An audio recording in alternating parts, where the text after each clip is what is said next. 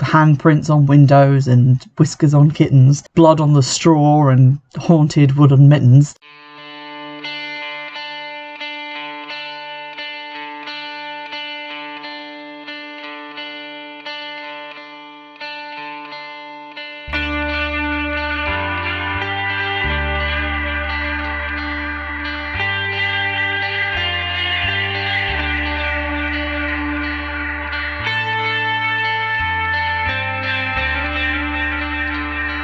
Hello everybody, welcome back to Witchfix. Today we're going to be talking about a movie that has sat on my to-watch pile for a little while now. I'm kind of trying to plough through these at the moment.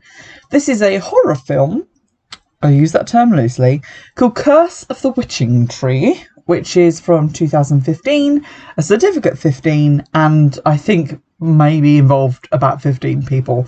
The credits for this one were basically like written, directing, starring, edited by one guy. But it has surprisingly like good values for what it kind of looks like, a low budget production. So let's go into it, shall we? This is a movie with not too many trigger warnings. I am going to tentatively warn for suicide and infanticide, although you don't really see anything graphic, but there are some themes and discussion of same. We start the movie out with a black screen with some text on it, which is basically just about the Black Death, that it killed a lot of people, and this led to a lot of fear and uncertainty, from which came accusations of witchcraft and executions. So that's sort of the mindset in which we begin the film. We see a couple of kids, like urchin types, gathered around a fire, telling stories. And these kids are never mentioned again. They just appear in this one bit, and then we have no idea who they are, and we never see them again. But they're sitting around, and they talk about the witch who was killed, and that she left a curse on all children of that particular land, because she was being executed as a witch. She was hanged because she would not burn or drown. They tell the story that she slit the throat of her own son Ulrich, as well as all the pigs on the farm, and therefore, was sentenced to death for witchcraft. That the tree that she was hanged from causes children to get sick if they play near it, and that blood came from her eyes when she was hanged. They then play a game to see which child's stick burns out the fastest, and whoever's does has to go and touch the witching tree. And then we get the credits. We never see those kids again, so the result of that dare is unrecorded by history. We're told it's 500 years later, and we're introduced to two women, one of whom is our main character, or one of the main characters, whose name we will not learn for the longest time, but it's Amber, talking to, I guess, the lady who sold her this house. Because they're moving into this old house, which is apparently on a farm, and she's being told by this lady, "Oh, you're so brave for going through with this. Have you heard anything from the hospital? It's what he would have wanted." We've basically learned that her husband is currently in a coma, and so she has moved herself and her two kids, Emma and Jake, into this farmhouse because they always said that they would move to a farm together, and she's trying to make that life happen for when he wakes up. Of the two kids, Jake is the youngest. He's about 11, and his sister Emma is college age, so I guess like 17, 18. And we're introduced to them sort of as they move into the house. They're not pleased to be living there. They don't really seem to want to be part of farm life, and they were quite happy where they were, and their dad is currently in a coma in hospital. The creepy stuff soon starts to happen because Emma sees a shadowy figure lurking by the gate. This is kind of a thing that happens to Emma a lot. She'll see something and then see it again, and then the next time she looks, it'll be gone. She's also a fan of the double dream, where it's like she sees something creepy upon waking up and then wakes up from that dream. You know the ones. The Nicolas Cage Wicker Man style of dreaming. So that happens to her quite a bit. We find out that Jake is being bullied, and some of the kids who are bullying him are chasing him through the woods. I'm not sure why they're bullying him. They say he smells like poo because he lives on a farm, and they also make fun of his dad being in a coma, because obviously that says something about Jake, I guess. And I know kids don't need a logical explanation to bully you, but I feel like these are not the reasons that kids get bullied. But anyway, he's ostensibly being bullied. He hides behind a big tree, cuts his hand on it, and leaves blood on the trunk. And I guess this is the witching tree. We also see like a worm wiggling on the trunk, so I guess it's filled with evil. Emma manages to sneak her boyfriend Mike into the house despite not being allowed to see Mike because he once got caught with weed. So he's public enemy number one. They sneak in and make out on like the world's creakiest bed. Like it sounds like a pile of coat hangers that has been loosely taped together to form a bed. It's so loud. And then the mum comes in because she apparently heard someone say something and knows it wasn't Jake because Jake's asleep. So she thinks that she heard noises coming from Emma's room, and Emma's like, nah, you heard nothing. And I'm like, did you not hear like, the entire string quartet soaring away? Which is how creaky this fucking bed is. Anywho, Mike sees a creepy ghost child in the cupboard and bursts out in the middle of Emma assuring her mum that there's no one there.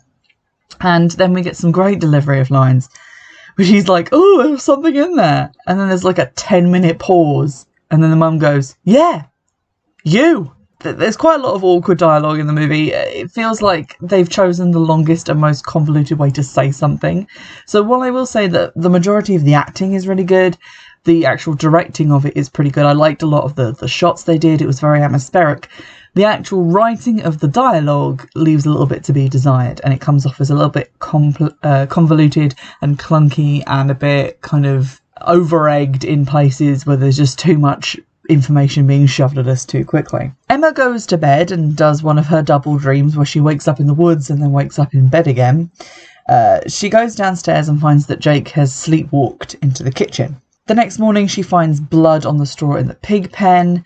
The pigs have like hurt throats, I guess from like maybe attacking each other, or maybe these injuries have spontaneously manifested to match the pigs being killed in the original story.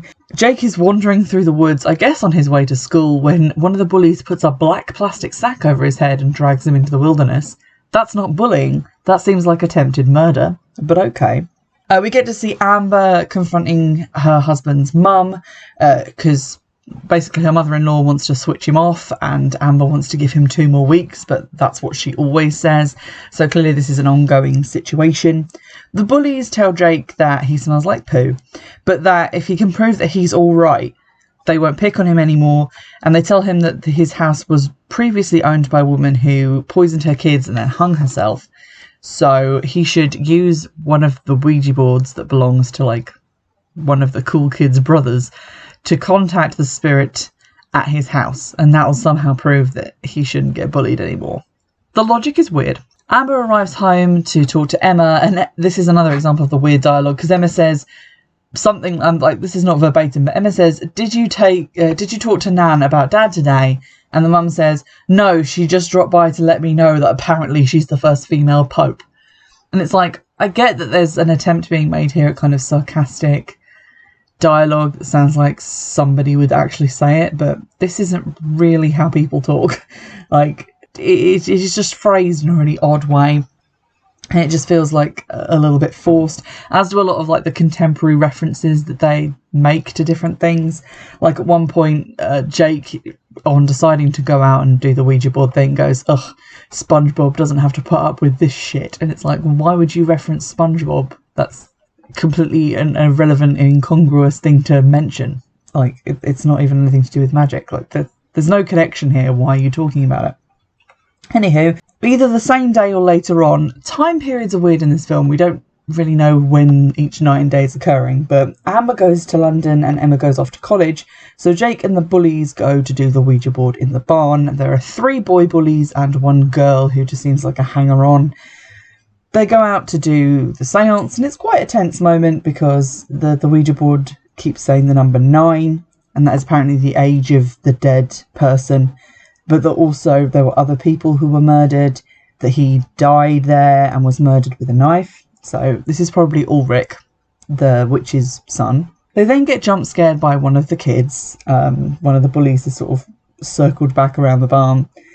They all then go into his house and start helping themselves to Jake's dad's stuff, which is gross, but also a lot of it's DVDs, and the resale on those is not going to be great.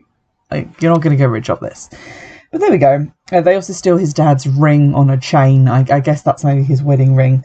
They then get sick of Jake being like, stop stealing my beer and my dying dad's possessions. They tie him up and blindfold him and shove him in a sort of crawl space cupboard in a locked closet. Spooky shit starts going down in the house. We see a sort of boy who looks a bit like Jake but with a burlap sack over his head prowling around behind the kids.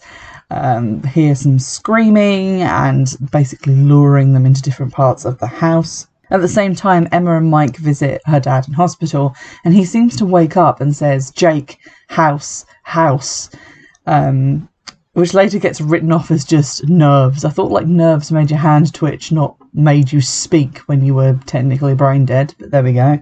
Creepy ghost hands reach for Jake, and he's freaking out in the cupboard at the same time as one of the bullies, called Tyler, is being lured into a different part of the house, the bathroom of one of the upstairs rooms. The other bullies go after Tyler because they hear him screaming, and they find him with his throat slit in the bath, and then turn around and see the Sackboy figure hanging from a beam, so they cheese it real fast and leave. The nurse talks to Emma and claims that, you know, it's just nerve twitches making her dad say words, and Emma and Mike decide to go home. They find Tyler, who is actually not dead. It was just an illusion. He's freaking out and has left the house.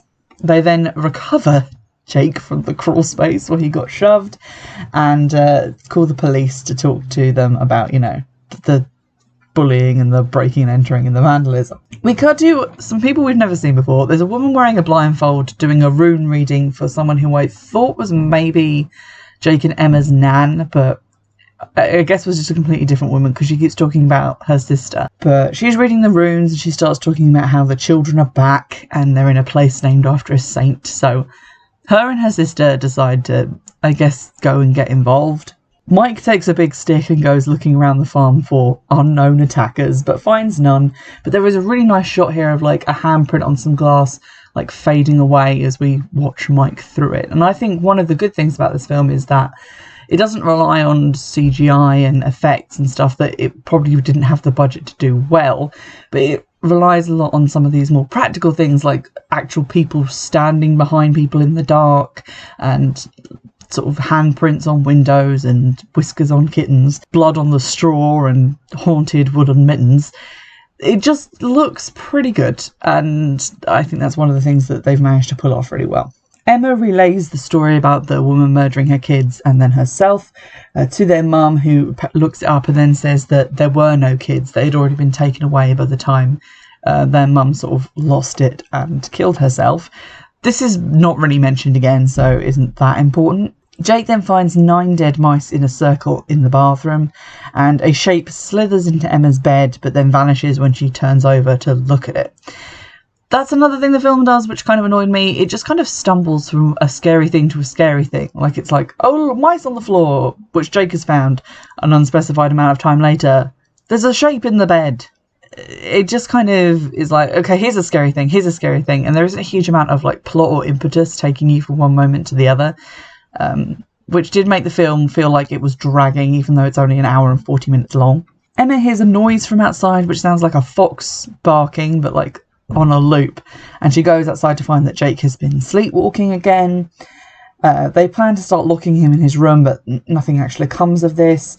Emma goes on a night out and gets drunk, but when she returns, the new CCTV cameras, which apparently just feed straight to the flat screen TV in the lounge for some reason, just come on, and it keeps zooming in on a spot in the hay bales of the barn, which is decently creepy, but when it gets really close to like a dark spot, we just see some hands go over a woman's face in what is obviously a different shot, as opposed to anything actually, you know, in the hay bales or something happening there. So a lot of tension, but the payoff isn't really worth it.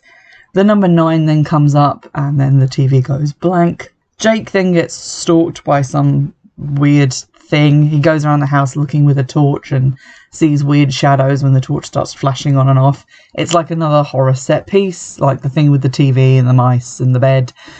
Nothing really comes of it. Emma finds that Jake has been looking at the Witching Tree website, which gives all of the history of the witch. So she's now fully up to date on this whole witch thing. Jake then sees a creepy kid in the woods and follows him because he has no self-preservation instincts. But when he does, he finds his dad's ring on a chain hanging from the tree. So it's like the ghost child has given it back. He then finds a circle of very small flint stones marked with white X's, 9 of them arranged in a little circle. He goes to get Emma, and her and Mike dig it up, and they find a big knife wrapped in a piece of sackcloth and buried. So logically, they take it home and hide it under Emma's bed, the safest place in the house. Jacob then complains that he's feeling ill, but his mum ignores it. And then later they find Jake unconscious on the bathroom floor and have to, rush him to bed or hospital. Unclear. Emma goes to church to talk to a handy priest who's going to blow this shit wide open about how she thinks that demons are trying to hurt them or something to do with the witch. And then the priest enlightens her that there were 9 plague children who disappeared, presumably they bled to death, is what Emma says, and that they're recorded in the church book with an upside-down crucifix beside their names. We're never told what this means, but the upside-down crucifix is a creepy thing that appears in blood in several instances throughout the film. I guess because it's a creepy symbol, but without it being actually tied to anything, it doesn't really have a huge amount of meaning. The priest then says another local boy was once made sick after going into the woods and presumably playing by the witching tree. His name was Nathan, and he sends Emma to the sightless psychic and her sister. Try saying that 2 times fast. The psychic is called Eva, and her sister is just called Sister, because I don't think we ever learn her name. But they apparently managed to, or at least witnessed, the healing of this boy through witchcraft, or maybe it was an exorcism. They use the 2 interchangeably, but they're not the same thing. They're told by Eva's sister that it was Eva's nan who did the ritual to save him, but she died in the attempt, and Eva saw what happened, and then her eyes came out, or something happened, but now she's blind. Emma then has like a little kind of meet up with them, and later tries to convince her mum to allow Eva to come and help. Their mum is firmly against it until Jake starts vomiting blood and has to be taken to hospital, at which point she's like, you know what, let's just chance it. While Jake's at hospital, Emma takes a spooky bath so that a hand can grab her and then she can get dragged under the water by a spirit, because that's another kind of horror set piece that we're doing in this movie as well. It's also another double dream because she wakes up and then wakes up. She calls Mike over and they decide to try and do the Ouija board thing, but actually say goodbye this time, which Jake neglected to do, which is apparently why all this is happening. Except it's not, because it was already happening before he played with the Ouija board. And they don't do the goodbye thing anyway. They just have another seance and then leave. So there we go. They don't even learn anything from this seance, really. They use the knife as a planchette, which is unwieldy and inaccurate. And they gather that they're speaking to Ulrich, the dead boy, but that's basically all that happens. They go back to the house. Like, literally, they have this seance. They get scared. And then we just cut back to the house where for some reason they have separated just so that Mike can go and find Emma when she screams because she's found a bloody O written on the mirror. Again, it's just sort of weird and makes no sense, and it's unclear how much time is passing between these shots, but anyway, it's day now. All the cameras apparently went off at once, so they don't have any footage of if anyone got into the house to leave the O. Amber, the mum, is still not really buying any of this psychic witch exorcism stuff, which neither do I really, it's been poorly explained. But she goes to see Tony, he says Eva in his sleep, and apparently that's enough to convince her that Eva must be telling the truth. So Eva and her sister are brought in. She is wearing, like, literally, she's bird boxing it up with this black blindfold. Again, hard to say. But also wearing a black dress, a black cloak, and using a full-on branch as a walking stick. So it's like, if you want people to take your warnings seriously, maybe don't come along like you're LARPing that you're on your way to Middle-earth. But there you go, she shows up. Emma gives her the knife, and she starts doing communications with spirits. That there are in fact 10 of them, and the 10th is Ulrich, the witch's son.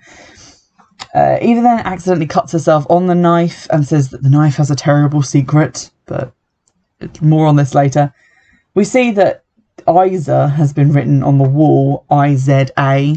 I don't know what this means. Is it meant to be the beginning of Isabel, which is the name of the witch? Because it hasn't been spelled with a Z anywhere else we've seen it. Like, we saw it on the website page and it was spelled with an S. So, unclear what that means.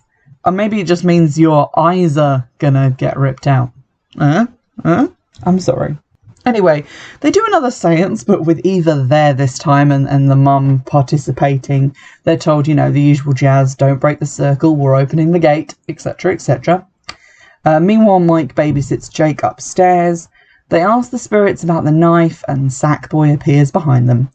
The children then start to speak through Eva, and her eyes start bleeding, which is decently creepy. I liked it. We find out the big secret here is that the church, or a priest from the church, actually killed Ulrich so that he could have Isabel blamed for witchcraft and thereby claim her property, which is something that happened in the witch trials. Like, it was a way to get hold of people's property, and the people who prosecuted the witches did benefit from that. So I bought that, but it feels like this revelation goes unremarked upon, and in the light of it, the creepy stuff that's about to happen doesn't really make a whole lot of sense, but I'll come to that in a minute.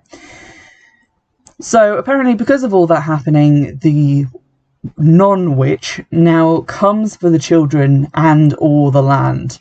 I couldn't work out if it was comes for the children of the land or comes for the children or the land, or and the land. Something about both. There are no subtitles on this disc. Amber then stops the seance and says she's had enough and orders them out. While outside, ostensibly getting some air, Eva knocks her sister on the head and runs off with her branch stick, leaving a trail of blood behind her. Mike also takes Jake from his bed and carries him away. Eva's sister makes it inside, and everyone discovers that the knife is gone and deduces that Eva means to sacrifice Jake. Unclear as to why. Eva removes her blindfold and we see that her eyes are actually sewn shut, kind of like the Sackboy mask. And then Emma, Amber and Eva's sister make it outside to find that Mike is dead. Again, no one really grieves for Mike, he just disappears from the movie. And they rush into the barn where Eva is going to stab Jake with the big knife. When Eva turns around, however, she now appears to be a completely different woman entirely with different coloured hair, which I guess is like a metaphor or just a visual representation of her being possessed by Isabel. Isabel waves her hand, blinds Eva's sister, and then when Amber tries to shoot her with a shotgun, makes her cough up blood. She then proceeds to try and strangle Emma. Jake comes out of his weird trance coma because he sees his dad and regains the ability to wake up. He gets up, stabs the witch, who falls down and turns back into Eva. And then she appears to die on the ground, and Eva's sister smiles because in her vision she can see Eva with all of the Sackboy children in the forest. So that means something, I guess. And then the nurse checks Tony's pulse in hospital and covers him with a sheet. So I guess their dad's dead now. That's the first of several endings that this film has, because it then goes on for like another 15 minutes with all of the following shit happening. And I don't think it needed to. It just needed like one follow-up scene where they accept the loss of their dad, maybe have a funeral, and that's it. But instead all of this stuff happens. So Jake wakes his mum up with a cup of tea, and she says, everything's fine now, we're all going to be okay. Then we get a news item that says Eva was found guilty in an inquest for attempted murder. And I feel like they don't rule on you as being innocent or guilty if you are dead. I could be wrong about that. Like, I think maybe they would have an inquest to find out, you know, what the fuck went on.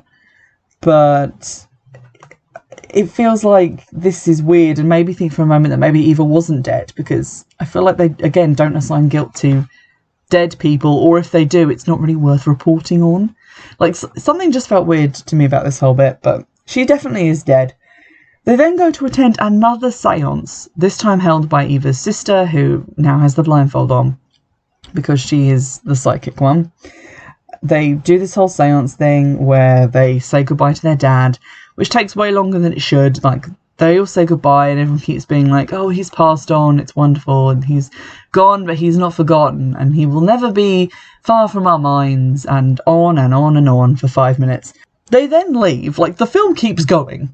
They leave the house, and when Eva's sister closes the door, there's like a weird cloaked figure behind her, and she's like, Eva? But neither confirmed nor denied if that is her sister or not. We then go back to Jake and the rest of the guys. He's asleep. His mum, like, turns the light off, but when she does, she sees the sack man standing behind him, flips the light back on. Sack man, no, they're normal. So, everything must be fine then. Shuts door and leaves. Emma then goes to have a shower, and she sees that Isa has appeared in the shower steam on the cubicle door, and then I guess maybe she and Jake get murdered. Unclear, movie end. So I feel like there was some good stuff in there. I've already said that I found like the decisions made about where and when to use effects and what to do were pretty good. The directing is also really nice. Like, you get a feel of how bleak and empty this farm is. There's a lot of good shots of like water dribbling over the broken roof, and a lot of like the lighting and the candles and all of that stuff. It looks really good. It looks like a much more expensive film than I think it was. I think the thing that lets it down really is the writing of the dialogue, which in a lot of places it just feels uncomfortable and clunky. And also some of the acting. I would say that I think the best actors in it are the girl playing Emma and the woman playing Eva's sister. And they're not like the main parts, so that's unfortunate. But I think they're doing okay. No one's really like terrible, but there are just some people where you're like, you're acting, and I can see that, if that makes sense. The plot also didn't make a huge amount of sense to me. It feels like two movies pushed together. So there's like a movie about an evil witch killing people, which is how it starts and how it ends. And then there's the movie where there's a twist and the witch isn't actually evil. I feel like if you're going for that angle, the witch can't be the bad guy at the end of the movie. Because if she was falsely accused of killing children and of being a witch and therefore wronged, why is she taking her anger out on exactly the people that she didn't kill before?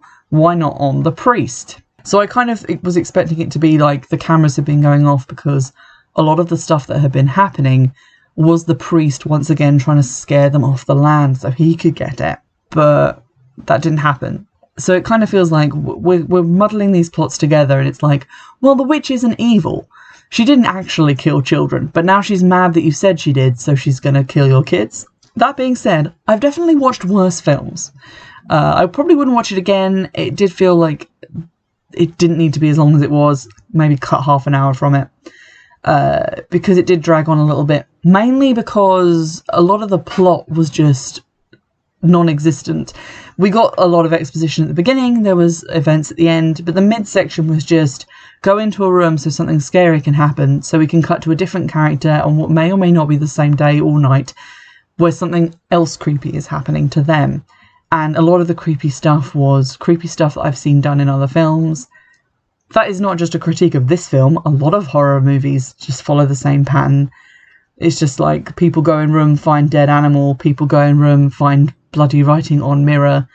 People hear a noise, go outside, see a shadow, go back inside. It's very formulaic, and I felt like maybe it didn't really do enough to kind of reinvent a lot of the scares that it was relying on. So that was a little bit unfortunate, but it was an okay watch. I would put it maybe sort of the mid to lower end of the spectrum of films that I've looked at. But what it kind of lacks in the originality of the plot and a little bit of the confusion of that plot, it slightly makes up for with its cinematography, which was quite nice to look at. If you've got any other films that you'd like me to take a look at, don't forget to drop a recommendation in the YouTube comments on the YouTube version of the podcast, or email me because sometimes I check that. You can find all the information that you need to do so in the description box for this episode, and in the meantime, I'll see you in the next one.